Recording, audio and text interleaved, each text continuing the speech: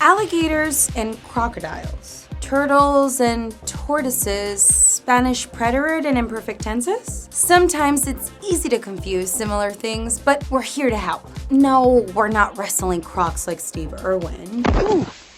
Oh, crocky! But we are going to help you master the Spanish preterite, or simple past tense, in a matter of minutes. Let's get started. Spanish preterite, also known as simple past tense Spanish, is used to describe past actions that we already completed with a clear beginning or end. We're going to take a look at when we use preterite, how to conjugate it with regular and irregular verbs, and how to make sure we don't confuse it with imperfect tense. If you want to learn how to speak Spanish, make sure to check out BaseLang.com, where you can get access to unlimited one-on-one Spanish classes with native-speaking teachers, all via Zoom.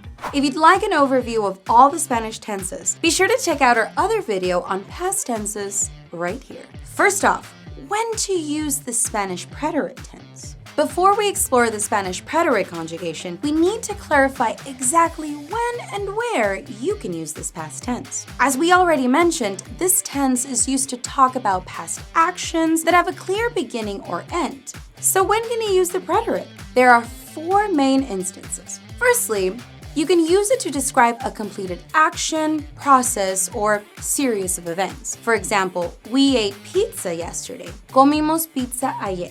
Secondly, we could use it at a start or end of a completed action to help us to describe an action that has a clear beginning or end.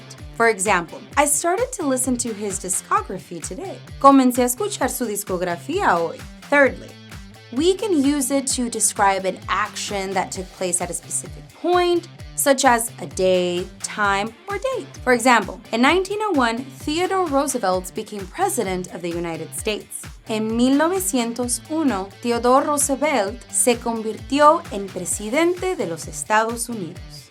And finally, Spanish preterite is also used to describe a sequence of actions. This is when several past actions are mentioned as occurring in successive fashion, disregarding how long they might take, since each action has a start and finish for the next one to take place. For example, after talking with him, his friends went to his house to say hello, left some food for him, and then left. Luego de hablar con él, sus amigos fueron a su casa a saludar, le dejaron algo de comida y se fueron.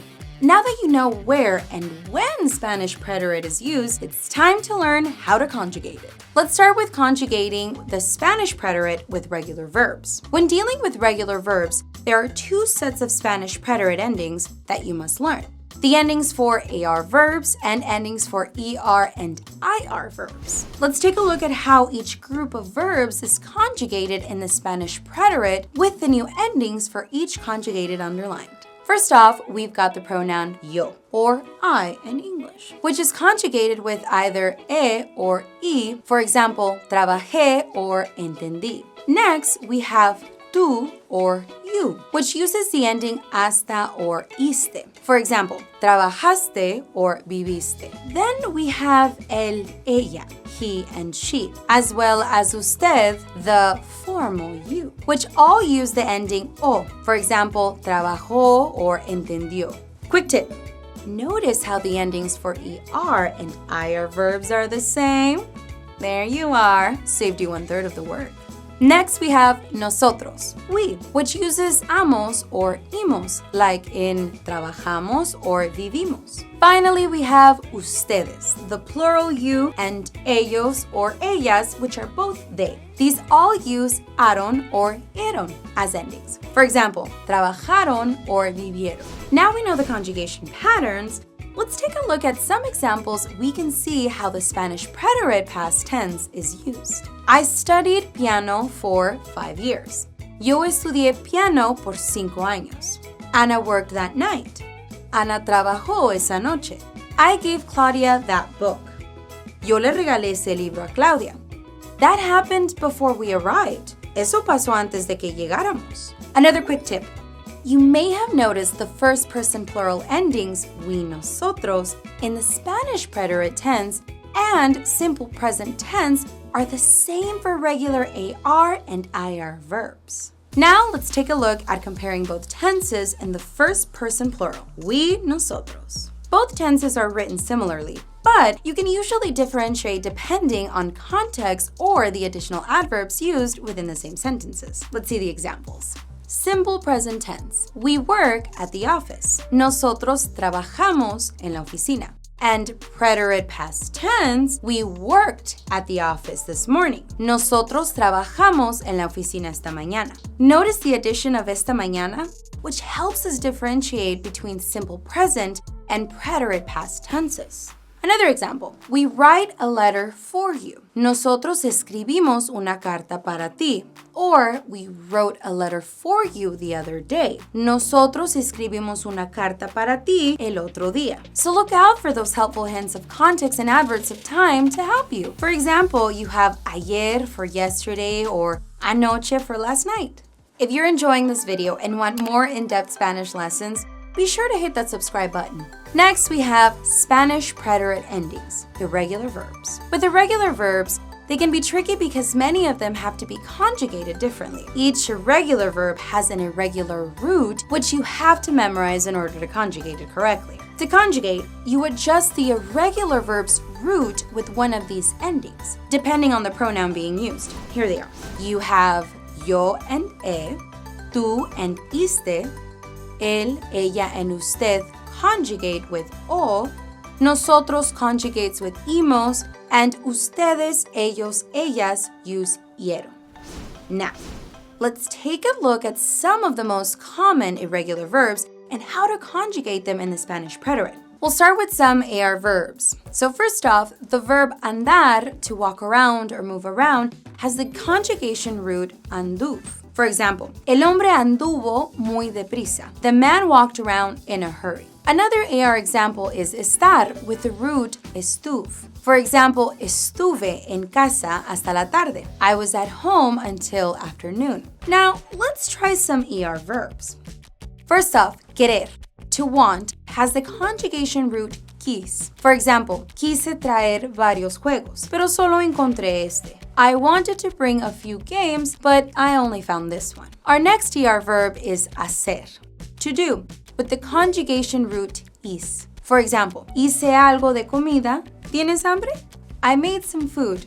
Are you hungry? And finally, some IR verbs. First off, and this one can come in handy when you're learning, is traducir, to translate, which has the root traduj. For example, traduje esto para que lo entendieras. I translated this so you can understand it. Another IR verb is decir, to tell, with the root dij. For example, dijiste que era muy complicado. You said it was too complicated. There are way too many examples to fit them all here, but you can find a full list of irregular verbs on our blog post for this video.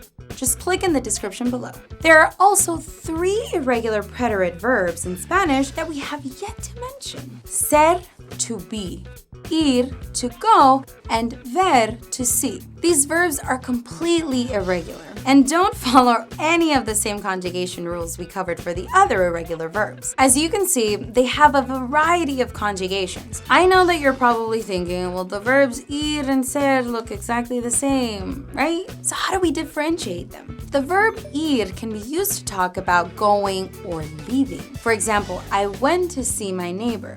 Fui a ver a mi vecino.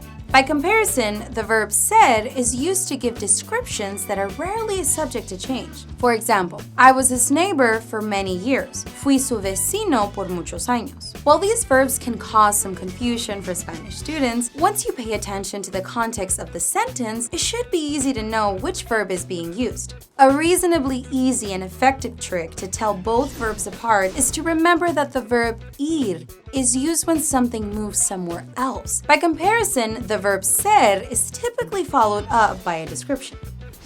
On the topic of telling things apart, let's take a look at how to stop confusing Spanish preterite versus imperfect. Mixing up preterite versus imperfect is a common problem for many Spanish students.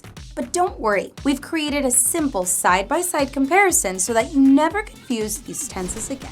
Let's take a look at the differences. First off, Preterite is used for past completed actions. Imperfect is used for habitual past actions. For example, I had 2 bowls of cereal before going out. Me comí 2 platos de cereal antes de salir. That would be the preterite tense. While the imperfect tense would be I was eating while I waited for them to arrive. Comía mientras esperaba que llegaran. Next, preterite is for precise changes for isolated causes, while imperfect is for telling time or age in the past. The preterite is a series of completed events. Imperfect is for ongoing ones with no completion. And finally, an event that interrupts another action is preterite, while descriptions or background information uses imperfect tense.